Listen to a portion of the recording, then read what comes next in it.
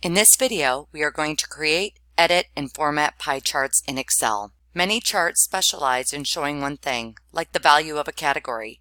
Pie charts are great for showing both a value and a proportion for each category.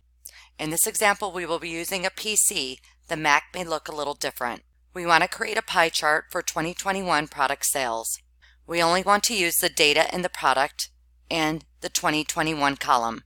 If we want to select non-adjacent cells and show the product descriptions and 2021 data, we could select the data under 2021 and then hold the Control key for PC or Command key for Mac. Notice the non-adjacent columns are selected. For this example, we're only going to select 2021 data. On the Insert tab, locate the pie chart icon on the ribbon. This is where you could decide which type of chart you want to create. In this video, we're going to be creating a pie chart. Now, if we select the totals, notice our pie chart is out of proportion. Not selecting the totals will show the pie chart in its correct proportion.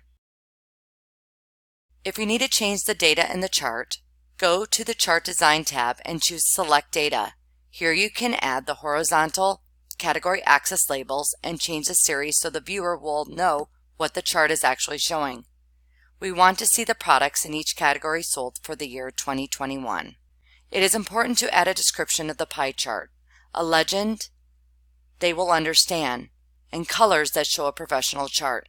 To change the style of the chart, go to the Chart Design tab. In the Styles group, choose a different style. Styles can enhance the chart and make the chart look more professional. Now let's add a chart title, 2021 Product Sales. There are other tools you can use to enhance or change your pie chart. To change the color of all the pieces of the pie, go to Chart Design tab, click on the Change Colors, and choose a new color scheme. In order to change the color of a slice, click on the chart, select the individual data marker that you want to change.